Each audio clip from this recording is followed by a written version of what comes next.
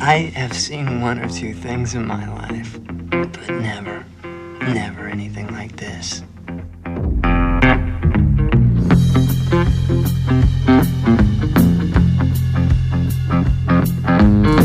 Baby did a bad, bad thing. Baby did a bad, bad thing. Baby did a bad, bad thing. Baby did a bad, bad thing. You ever love someone so much you thought your little heart was gonna break in two? I didn't think so. You ever try with all your heart and soul to get your lover back to you? I wanna hope so. You ever pray with all your heart and soul just to watch her walk away? Baby did a bad, bad thing. Baby did a bad, bad thing. Welcome to Movie Lumbers. My name is Bob Shim. My name is Angela. I'm all groomed up. You groomed me. I did. You got that mustache. We're so pale. Who, me? Both of us. Look at Yeah. us. Well, it is like the winter time, right? Well, I don't know when this is dropping. The winter starts on, I think, December 22nd. I think that's around when this will drop. Cool. Not too far, I don't think. This movie, if I planned it a little better, I think I would have scheduled it earlier because this movie feels more like a couple weeks before Christmas kind of movie. It is. Like, that's literally the setting that... Yeah, the kid is still in school, and they're Christmas shopping at the end. And there's Christmas lights everywhere and Christmas trees everywhere, but it is definitely, I would say, early to mid-December. Talking about the movie, it is a Christmas holiday time movie. Called Eyes Wide Shut. Sorry. Bring the kids around for this one. Your classic holiday fare. Holiday. Full of sex and nudity and drugs and... Yeah, I mean, just some weed. Sex Well, I work guess and we do get some heroin. overdosing. There's a speedball. Yeah. ODs. Stanley Kubrick's last movie. This movie shot for over 400 days. It holds the longest records for most continuous production. That is insane. And it was about 42 straight weeks of shooting. That's insane. Well, Kubrick is renowned for doing scenes over and over and over again, being an ultra perfectionist. Until people are like completely broken. I think that is maybe a part of his process. Actors, even back then, Tom Cruise was like A-list, right? He's been A-list in Hollywood for over 30 years, and he'll be A-list in a billion years as he's exploring the planets the way his for sure. spirit will in Scientology, the one true faith. These people were both a big deal, and they were like the it couple. They were together. They broke up about 2 years later. I saw some fact that said that his early relationship with Mimi Rogers, and then Mimi Rogers? Yeah, he dated Mimi Rogers. I must be thinking of the wrong person. Continue. Are you thinking of the lady from Drew Carey's show? I'm just thinking. I just thought Mimi Rogers was an older person. She is. She's older than him. Okay. But he stopped dating her. He stopped dating her, Nicole Kidman, and Katie Holmes when they turned 33. And wow. I think Mimi Rogers was like 11 years.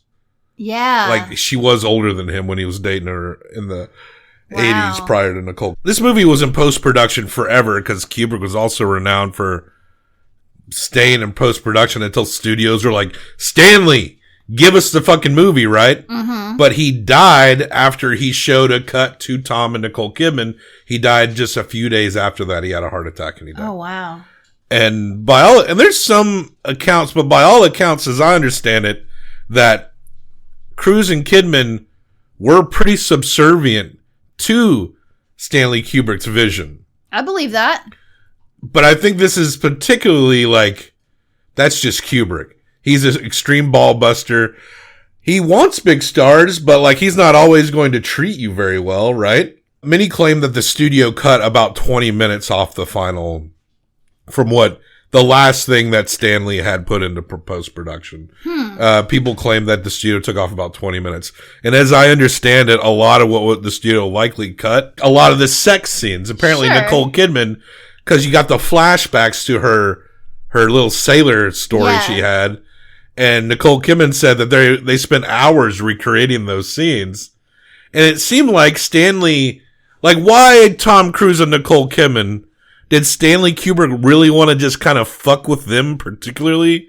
Was that his goal here? Because apparently this idea had been brewing for decades for him.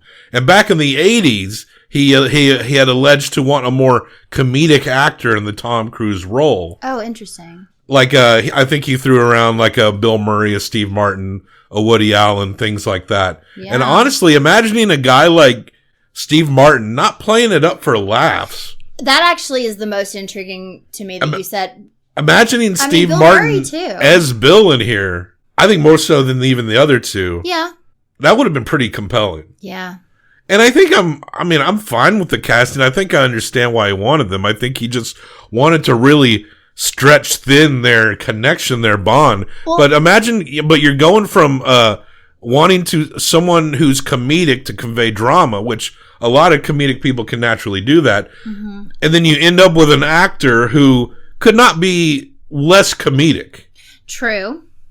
Like, completely non. But, this was at least their third movie together, if they hadn't had more. Because, they did Days of Thunder and Far and Away. I was obsessed with Far and Away when I was a kid. It was one of those things I don't remember what year it came out, but if I had like a sick day, I would stay home and watch Far and Away. Yeah. I loved it. So I do wonder, because everybody wanted to know about them, and there is this, they seem to have this like picture perfect life, right? Which we know no one does.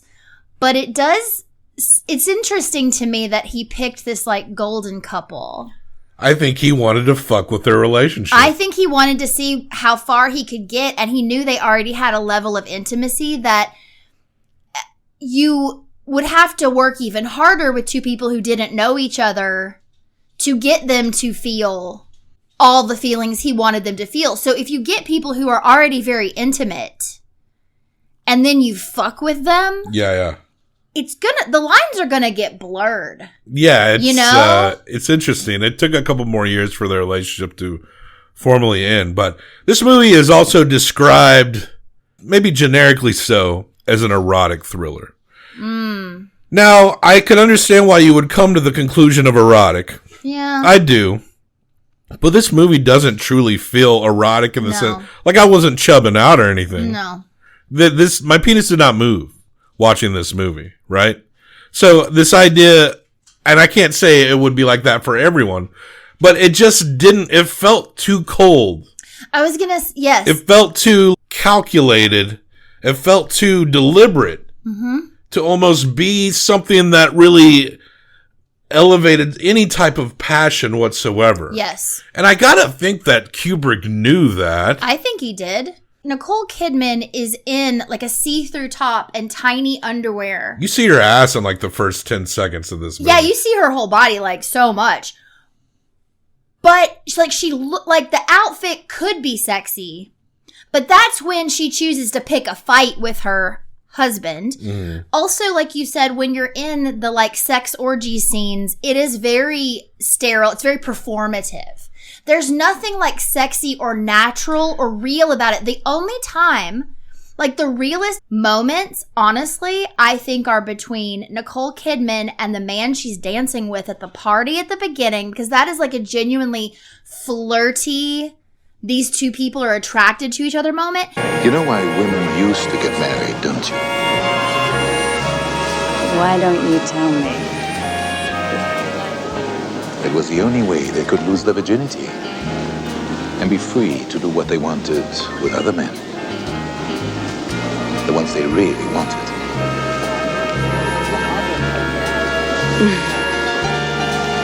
Fascinating. And that later that night after the party, when Tom Cruise and Nicole Kidman are just like making out and he's like rubbing on her and stuff. Those are the only two times where it felt like there was a connection. Otherwise, it was like with the exception of the orgy, which felt so clinical that like you don't really get that much sensuality out of it anyway. No. When we see Nicole Kidman in public, like obviously this man pursues her. He's crushing on her good. And he's elsewhere in the party, and these two women like are wanting to take him off. They basically, somewhere. they're trying to get him to go And upstairs. we see him out in public more. And when he is, whether it be women or certain men, everyone is just fucking in love with him. Everyone wants him. Mm-hmm. But neither of these people get laid in this movie. You know, like they don't fuck each other. They don't fuck anyone else. It's all about their fantasies and like the scenarios that she posits. And it's also the way that their dialogue is. Cause like I said, Kubrick does reshoots over and over and over. Mm-hmm. So, and like when Nicole Kidman she's describing this desire, this time she saw a sailor. Well, I first saw him that morning in the lobby. He was checking into the hotel, and he was following the bellboy with his luggage to the elevator. He glanced at me as he walked past, just a glance. Nothing more.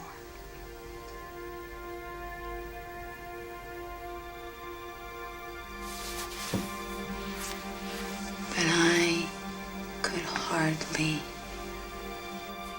move.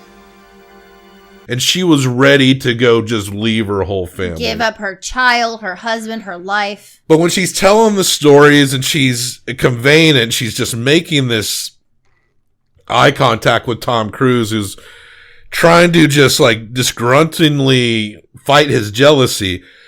You feel like you could like drive a truck through every word she's saying. Like their dialogue is so spaced out. Like the first 45 minutes of this movie is pretty slowed down dialogue of people trying to get them to fuck them, and then them telling just parsing through their own romance and their desires and their trust for each other. Even though she hasn't really done anything. She hasn't done anything. She hasn't done anything.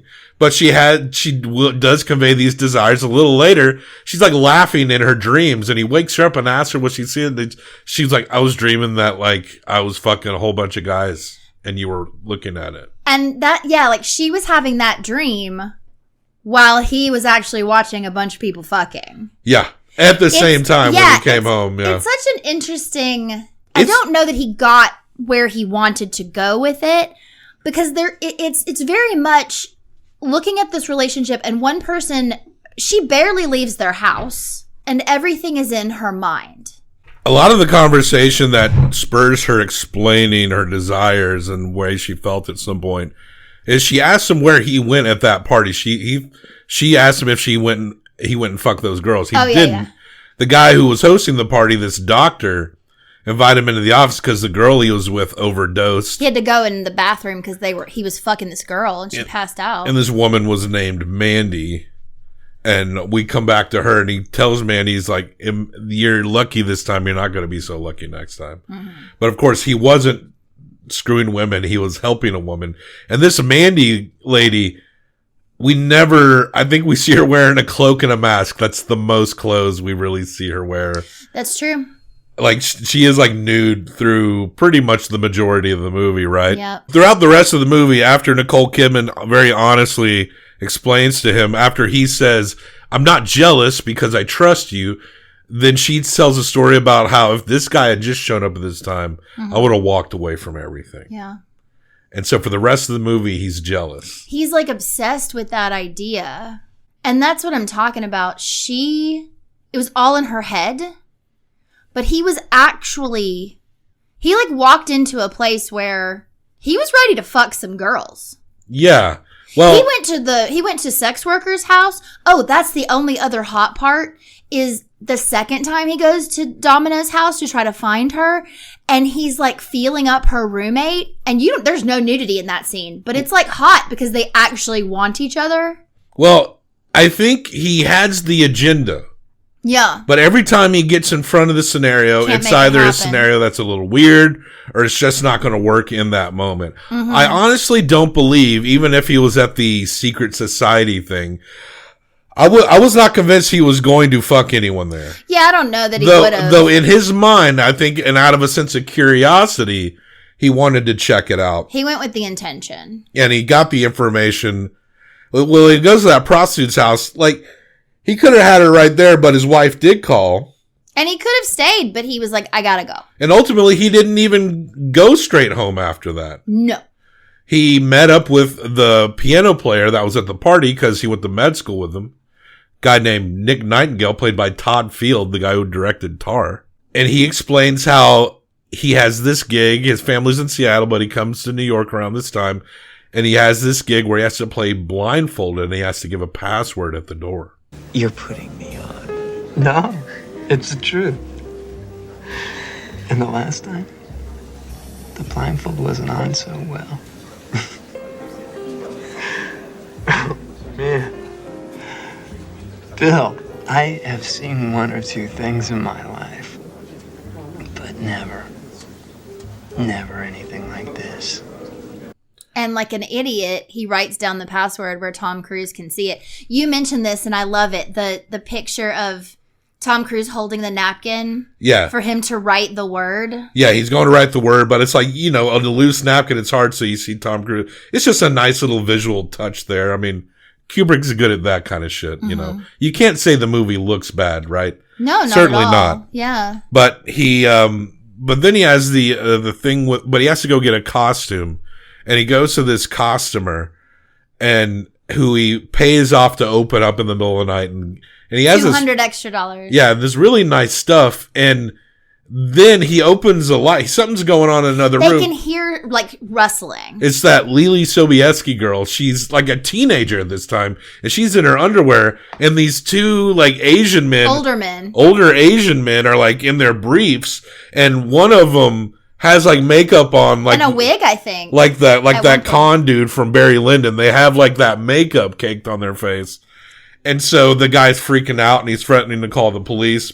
And it's just this weird incident about this guy's can't control his daughter, right? And so he gets the mask and he arrives at these gates and he goes in and he gives the password. Fidelia. And then he gets in. And it's this very, like, the music is actually, you know, honestly, for an Illuminati scene, it's pretty tame. I mean, let's be honest. I think the one thing that's kind of true about, like, that you could just presume about all high-ranking closed doors meetings of power is that these men are all fucked up pedophiles who, I mean, imagine, like, the worst shit. Like, I do kind of believe that a lot of these, whether it be in Hollywood or in politics and stuff, and I think, you know, a lot of the more conservative reactionary pundit types, they've really grabbed onto these accusations, but I think they cling to it so desperately because they want to manage how that label gets distributed, or to ensure that it doesn't go in their direction, because there's something about the reactionary way of things that is like, the harder you accuse others, the more it kind of seems like you're the one with that problem. You know what I'm saying? It's just always feels so obvious unless you're one of them. I do think that you can have secret orgy sex parties that are completely consensual, all adults. Yeah, but I think things probably do get more fucked up. I think there probably on is those like sort of levels where people are wearing masks and this is no like one knows Epstein's identities. Yeah, this would be Epstein shit. Those girls would be like no younger than 13, like 13 years old. What did you say while we were watching it? It was like if you ask a teenager what like an Illuminati sex party looks like. It did feel like that. Like you just asked someone, like, a 17-year-old, describe what an Illuminati orgy would look like. It's like, they're all wearing masks and all the women have the exact same body type and they all have these little thongs and and they're just walking around with their tits out. It did seem... And then people just are fucking in front of each other. It did see, I mean, the masks and stuff, everything looked cool. The scenes looked great. Yes. But it did seem just weirdly generic in a strange way, didn't it? I don't know if that was meant to be. I don't think it was meant to be. Yeah. It was creepy to an extent. But I just couldn't help but think that, like, when you're thinking up something like this, that, I don't know, just... maybe my mind's fucked up, but I feel like I could go way harder. Not in places I want to go, but just to imagine that Yeah. These are power hungry people who probably need twisted shit to get off. And frankly, this seemed fine. Honestly, truly, the only thing that seems down was that there is, they know he doesn't belong. And it is kind of cool to see them kind of spy him. Like, you don't see their expressions. They're all wearing these cool ass masks. And they're just, but you can feel the fear building, even though you don't see anyone's face. You can feel the tension from him until finally he goes off to this girl. And again, I'm not convinced that she pulls him aside. Yeah, she pulls him aside and she's warning him. It's like, you're in grave danger. He doesn't leave. I'm still not convinced that he's going to have sex at all. And I'm right. And he's just trying to see how far he can go. And then they were like, someone walks up, is like, sir, your driver is agitated. He wants to speak to you. Because he had the taxi list wait for him. Then he walks into the room where they were setting up the orgy and all that. And all these men are in a big circle. Men and women, we don't know. And they're staring at him and they're quizzing him like, may I have the password, please? Fidelio. That's right, sir. That is the password for admittance. But may I ask, what is the password for the house? well, we learned later that there was no house password. And if he was like, I didn't know there was one, then maybe he would have been fine. So they're but no, they knew he didn't belong though. Yeah. And they're basically like, we're going to kill you. Or they imply that. And the woman shows up at the top very dramatically and basically is like, I go in tribute. Yeah. Like, that's basically what she does. Apparently that was Cate Blanchett's voice. The Mandy we saw, she apparently had a thick accent.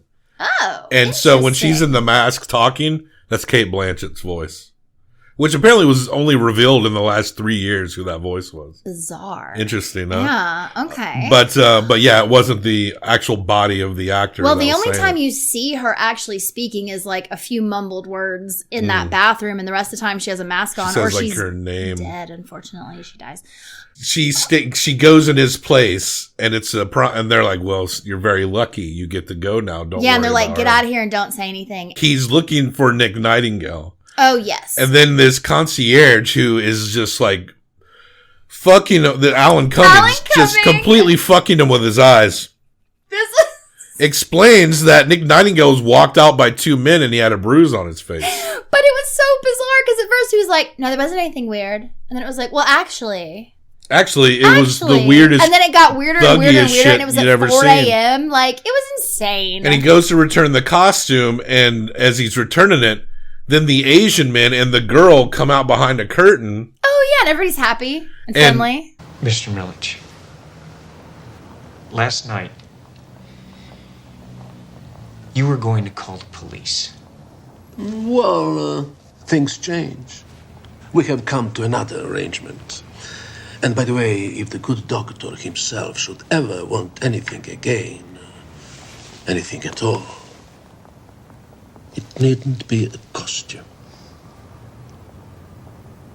And it turns out, I guess, the costumer is now pimping out his daughter. Yeah, because he was like, come back if you ever need anything, and it doesn't have to be a costume. He goes back to Domino's place where he has a very intense scene with her roommate. Mm-hmm. And then her roommate's like, all right, well, sit down. I got to tell you. Oh, and Domino is someone that we could not clock for a long time. She is the teenage girl from Hocus Pocus. Oh, okay. Then her roommate explains to her that Domino found out she had HIV that morning. He came there to get this, and then he's like, Domino's not there, and you think he's going to hook up with his roommate, but then the roommate's got to give bad news, and then it's just like, everything is just warped. When he's trying to get what he thinks he wants, something is like twisted. Well, it's because in his core, he is kind of like a good guy because he is worried about this woman who apparently, like, what happened to this woman and what happened to Nick Nightingale. Yeah.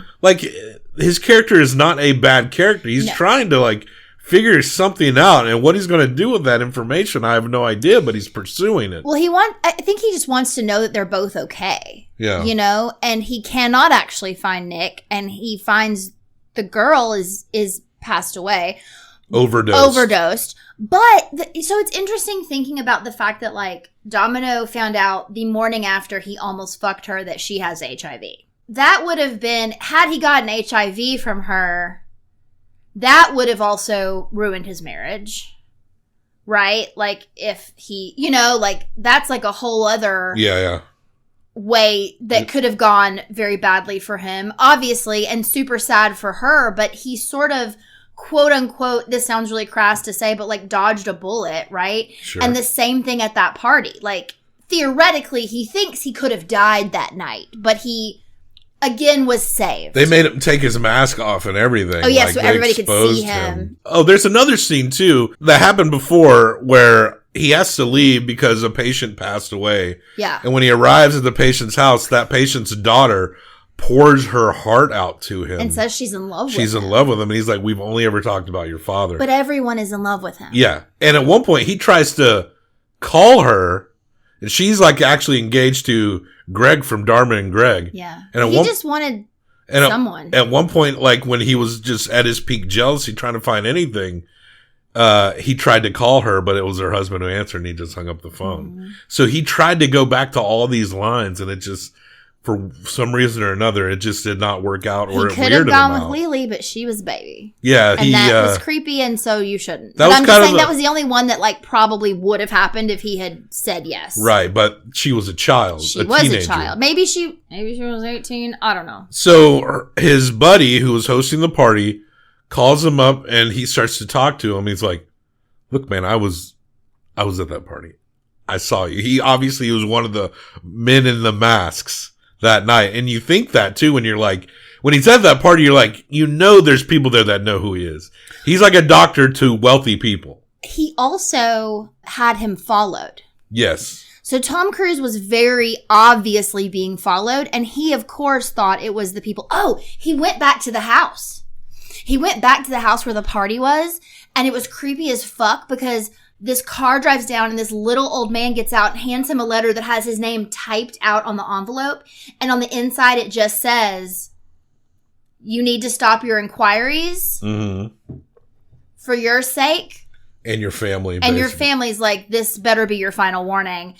So he's at his buddy's place, and his buddy's explaining, it's like, look, what if I told you that this was all a setup? Suppose I told you that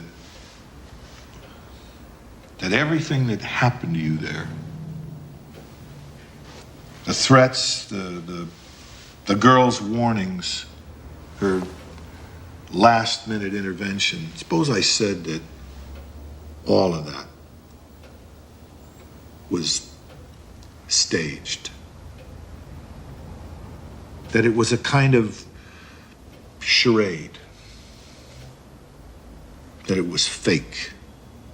No one died. The woman that passed, you know she had a drug problem. She just OD'd the next day, according to him. She just overdosed the next day. It would have been like early in the afternoon the following day. Yeah. And what if we all did that just to scare you so you would go away, you know? And he's like, but he wanted him to assure that, like, while nothing is as serious as he thinks it is, he still wants to instill in him that things could still be very serious if you don't just let this go. You know why I think that's true? Because they let him go.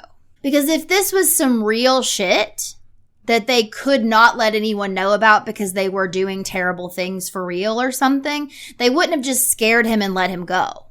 Well, I think they would have actually done something to him. Well, I think it must be his standing, his class, his setting in the society that causes them to give him a second chance or something.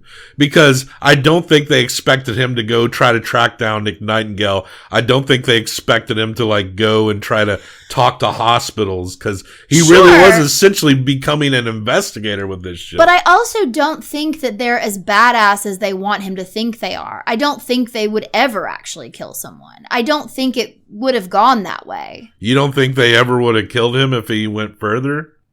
I don't know if he went further what they would have done to him. I think they would have, I don't know, maybe beaten him up. I don't know, whatever, cut off a finger. But like, I think that if they were the kind of people who kill people, why would you let him go? Because he could go tell everybody. So you think they ain't shit? I just think it's more likely that man's story is true, that they were putting on a show to scare him more than that they were ever going to do anything to him. No, I think they actually killed that girl. Do you really? Yeah. You think they OD'd her? Maybe it's a little easier when someone's an addict. All you got to do is hand him the stuff. They might have. Hand him too much stuff. Sure, but they totally could have. But after he gets the warning, he goes back to his apartment where his wife is sleeping, and he can't find his mask. He lost the mask. And the mask is on the pillow right by where she is sleeping. That's some horse head while you're sleeping Godfather shit. So that's some no fuck around shit. When you see the mask they took from your face laying right next to your wife, they were in his apartment, his condo, penthouse, whatever. Set that mask there. Didn't wake anyone up. They were standing over her and breathing, and she didn't even know. Okay, but what's happening is Stanley Kubrick is fucking with your head, because that could be what happened. That is what happened. No, they never took that mask from him. He went home and hid that costume at their house for a little while. The other thing that could have happened is she could have found it and put it there to ask him about it when he came home, because as soon as he saw it, he's like, I'll tell you everything. They took the mask at the party when they asked him to take it off. They took it from him? He was not wearing it. Maybe he dropped it. I don't know, but he absolutely took that mask. He thought he had it. The difference between his whole costume and the mask is that he wasn't wearing the mask when he left, but he was wearing everything else. No, totally. I'm just saying, like, who knows? No, I feel like I know. Okay. I don't think it's a mystery. I mean, I thought that too until he was like, I'll tell you everything, but maybe it's just because that scared him more than anything, was realizing that they had been there.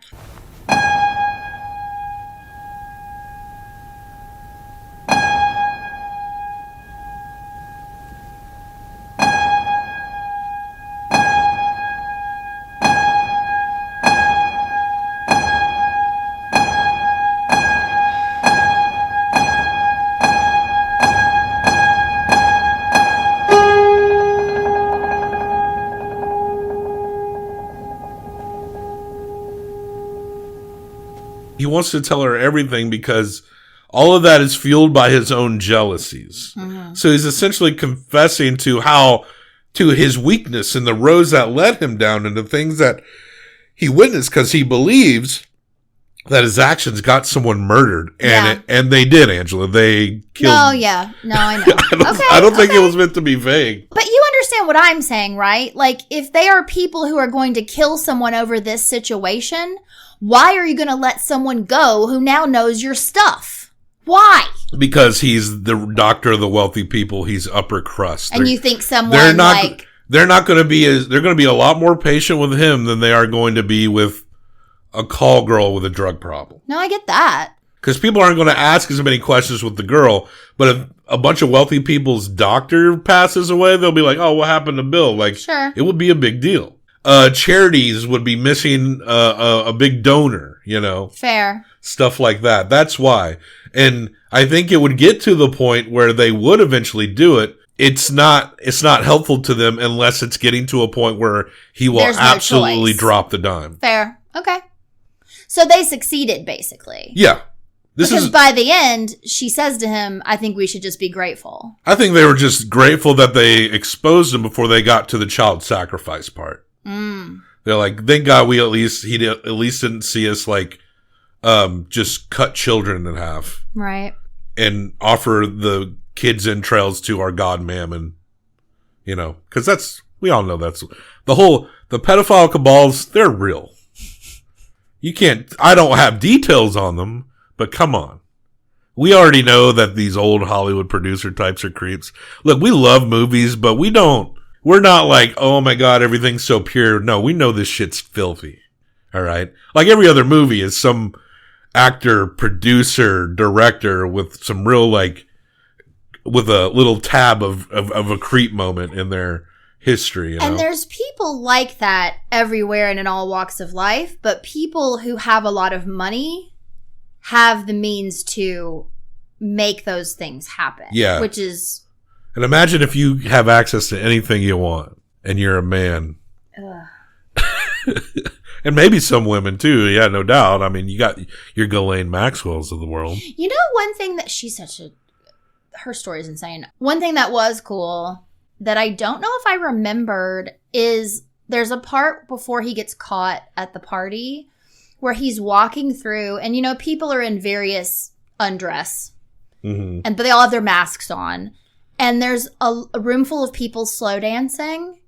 And there's one naked man with a mask on. And so it's like two men dancing together. And there's a couple women dancing together. And they definitely like included that very pointedly.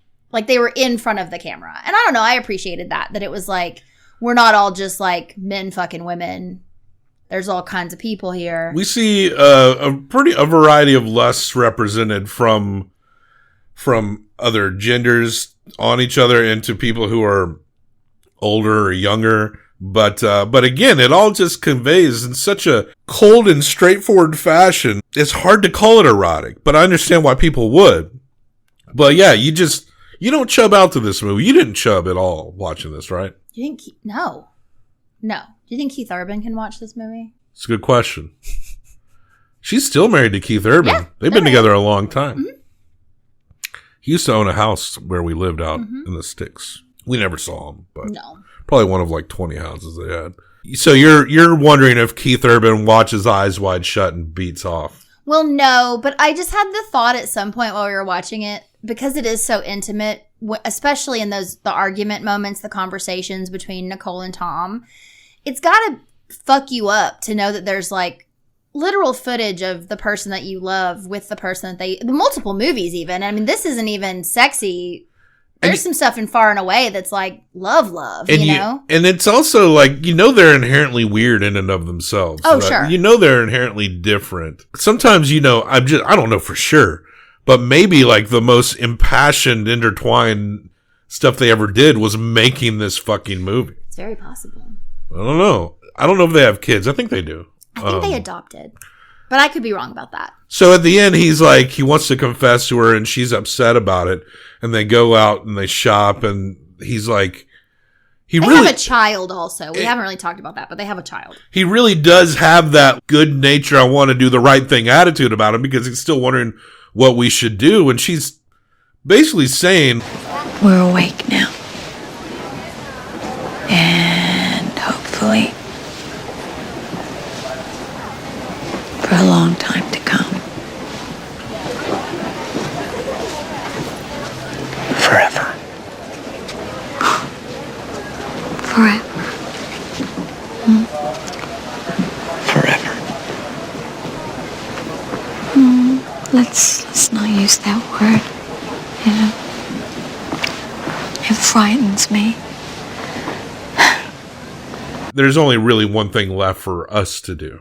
There is something very important that we need to do as soon as possible. What's that? The F word. Fuck. I won't say. Fuck. We don't say those words. Fuck. Fuck. Fuck. Fuck. Fuck. Fuck. What is the word? So what does she say? She'll say the word fuck, but she won't say forever. Fuck. Fuck. Fuck. Fuck. Fuck. Fuck. And so that's, that Tom Cruise, at least after that scene perhaps, finally gets laid. And what a strange movie. I think we've already discussed what I feel like is Stanley Kubrick's best movie. A lot of people close to him claim that Stanley thought this was his masterpiece. Don't you always think the last thing is? We're also talking about a guy who had a very high batting average. So even if we're like, this movie seems weird, it's still like a good movie. Yeah. Essentially. It's just, for us, Kubrick. It's like when you have a kid that makes A+, like a 99, and he comes home with like an 82. You're like, what the hell's happening here? Exactly. That's pretty much Stanley Kubrick, right? Yeah. So you're going to give this 1 through 5. I'm going to give this 1 through 5 combined for best out of 10. I think I'm going to give it a 3.5. I'm going to give it a 4. Right there. B+. Highest possible B. Right next to movies like For a Few Dollars More, Horror of Dracula, Planes, Trains, and Automobiles, Speak No Evil, In Bruges. Eyes Wide Shut is at least as good as that. And I think what's interesting ultimately about Eyes Wide Shut, a lot of Stanley Kubrick movies have been vetted, discussed, plucked through. But there's something about this movie that does inspire like some interesting conversation. It does feel like the most mysterious Stanley Kubrick movie, just for the fact that he had passed away. I think Nicole's role was fine. I get he wanted this couple, right? Mm-hmm. It's tempting. I get it. But imagining his original concept of putting like a Steve Martin type in the Bill role in this type of movie, I think somebody like a Steve Martin would have crushed the fuck out of this. I agree. This idea of the imagined being as bad as or on the same level as actually doing something. You know, there's that conversation in relationships all the time. Like, what is cheating? Like, if you're cheating in your mind, is that bad? Yeah. Is that equal like porn? Or, you know, do you have to be physically touching someone? They do kind of sparse through like what they're emotional jealous. Affairs. Like she's kind of mad he's not more jealous because it doesn't mean he's like fighting a lot for her. Right, but he's like, I'm confident in our relationship. I think a lot of people would consider what Nicole did in her mind to be cheating, maybe like an emotional way. But I don't know. Like, I honestly don't think that's you can't control lust. You can't control desire. I think anyone who would call that cheating, I mean, I think that's more of a reflection on your own insecurity, and Tom Cruise did reflect that insecurity in this movie, and that did come through at the very least. It did. I think they did fine, but yeah, imagining that more of a Steve Martin type as originally envisioned, it kind of the notion kind of leaves a little more on the table here. That feeling for this movie, as good as it actually is. But yeah, that's Eyes Wide Shut, and who knows? Like, I feel like you can talk about this movie nearly indefinitely, you know, and that at the end of the day is what is probably the most interesting about it. But yeah, it was a loaded week this week leading up to Christmas. Tomorrow is a 6-pack review of Lacey Chabert Hallmark Christmas movies. Get ready. You want to be here tomorrow for some formulaic holiday goodness. All right. That said, we'll see you tomorrow. Thank you for hanging out with us. Check the shows for links and other places to find us. Like, subscribe, leave a comment, correction, fun fact, whatever you'd like. What are your thoughts on Eyes Wide Shut? And we're trying to come up with a concept of a new sign off for the new year. The stuff we've been throwing out there, not very good. So let me try. I don't think we can force it. The first one just happened. Well, I got one. Okay. Where my dog's at.